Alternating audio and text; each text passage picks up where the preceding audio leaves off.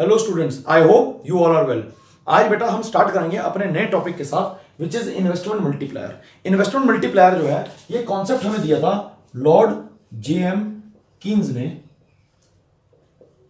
और इन्होंने ये बोला कि अगर मार्केट में कुछ भी इन्वेस्टमेंट इंक्रीज होती है तो क्या होता है, उसका मल्टीप्लायर यानी कि many times total aggregate income जो है वो इंक्रीज होती है। तो हम क्या कहते हैं, इन्वेस्टमेंट मल्टीप्लायर जो है वो रिलेशनशिप बताता है। इट एक्सप्रेसेस अ रिलेशनशिप किसके बीच में, बिटवीन जो भी इनिशियल इंक्रीमेंट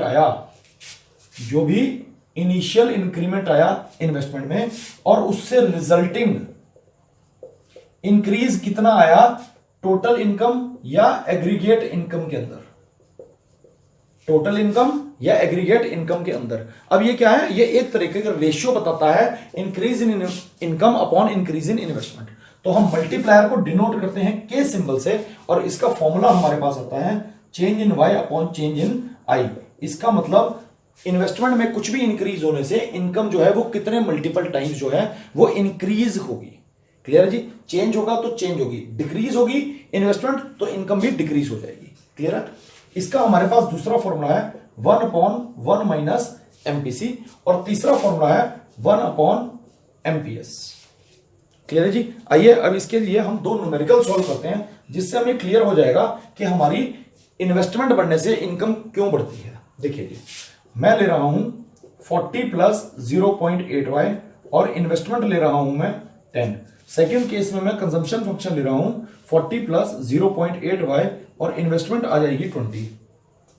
क्लियर है जी। अब अगर मैं यहां पे इनकम कैलकुलेट करता हूं वो आएगी 250, और यहां पे जब इनकम कैलकुलेट करूंगा तो वो आएगी 300। तो देखिए मेरी इन्वेस्टमेंट में इंक्रीज कितना है 10, लेकिन मेरी एग्रीगेट इनकम में इंक्रीज कितना है 50। तो इसका मतलब कितना आया, change in y upon change in i is equal to 50/10 is equal to 5। यानी कि 10 मैं रुपए मान लेता हूं, 10 रुपए इन्वेस्टमेंट बढ़ने से 50 रुपए तक इनकम 5 टाइम्स जो है वो इंक्रीज होगी। क्लियर है जी। आइए आगे बढ़ते हैं।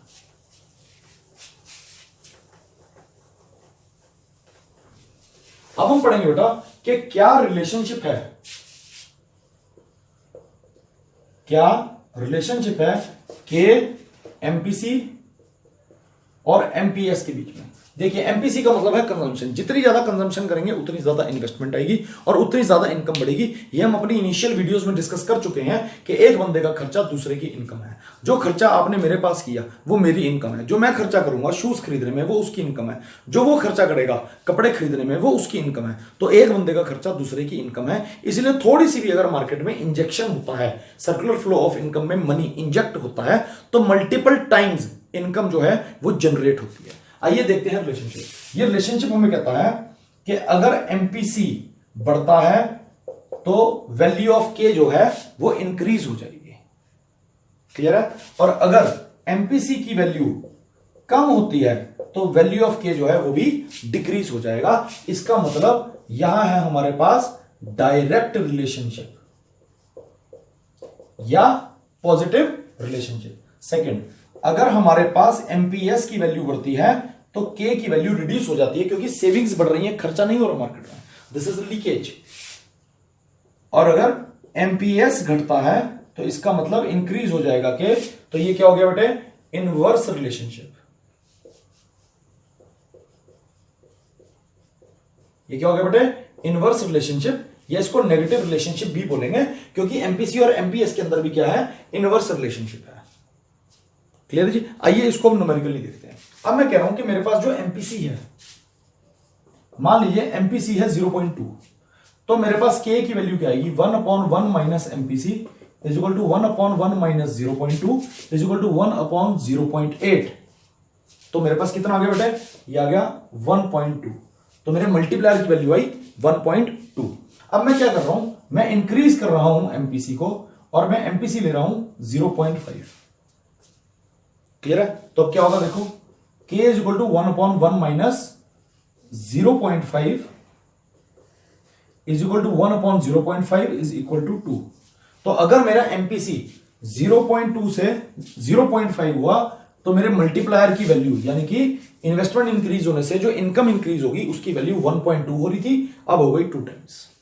तो this shows a positive relationship. और उल्टा देखो, अगर 0.5 से 0.2 करता हूं तो 2 से 1.2 हो जाएगा। This shows a positive relationship between MPC and multiplier या इन्वेस्टमेंट मल्टीप्लायर के।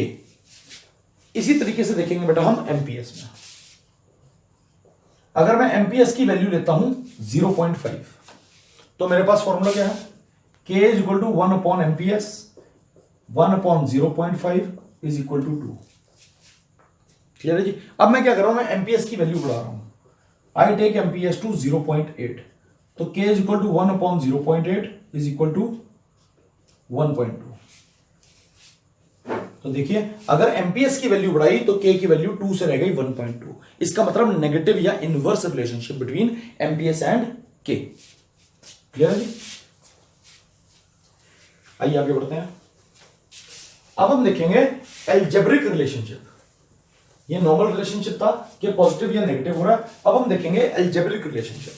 क्लियर है जी। लेकिन एल्जेब्रिक रिलेशनशिप देखने से पहले हमें देखना पड़ेगा कि कितनी हाईएस्ट वैल्यू ऑफ के जा सकती है और कितनी लीस्ट वैल्यू जा सकती है। तो अब हम देखेंगे कि अगर मैं एमपीसी लेता हूं 1, अगर मैं एमपीसी लेता हूं 1, इसका मतलब क्या है, जितनी भी मेरी एडिशनल इनकम है उसका 100% is going to be consumed. 100% of additional income is consumed. तो देखिए मेरे पास क्या आएगा, k is equal to 1 upon 1 minus MPC 1 upon 1 minus 1 is equal to 1 upon 0 is equal to infinity. तो k की हाईएस्ट वैल्यू है इंफिनिटी। k की हाईएस्ट वैल्यू है इंफिनिटी। अब देखते हैं लोएस्ट वैल्यू। अगर मैं लेता हूं एमपीसी इज इक्वल टू 0, क्योंकि एमपीसी की वैल्यू जो है वो 0 और 1 के बीच में लाई करती है, बोथ इंक्लूसिव। हम पहले कर चुके हैं 0 एमपीसी 1 बोथ इंक्लूसिव। तो एमपीसी की वैल्यू अगर मैं 0 लेता हूं, इसका मतलब क्या है, जितनी भी एडिशनल इनकम है उसका 0 हम कंजम्पशन में डाल रहे हैं। सारा का सारा क्या हो रहा है, सेव हो रहा है। क्या हो रहा है, 100% is, this implies 100% is saved. 100% is saved. तो अभी क्या कहता है, देखिए k is equal to 1 upon 1 minus MPC, k is equal to 1 upon 1 minus 0 is equal to 1। तो हमारे पास k की जो मिनिमम वैल्यू है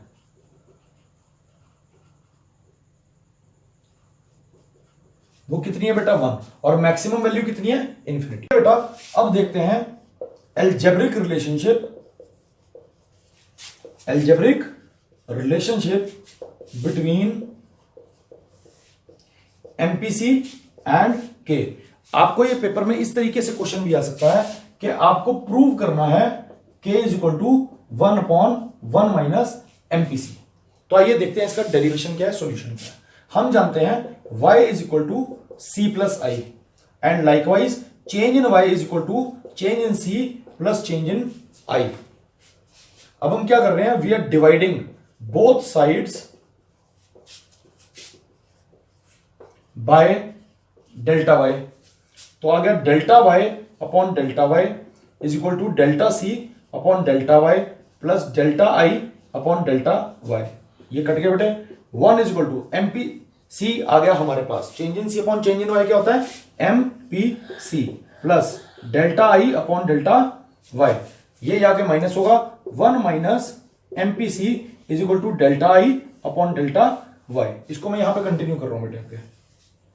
क्लियर है जी। तो ये क्या आ गया, अब मैं करूंगा reciprocal of both sides, taking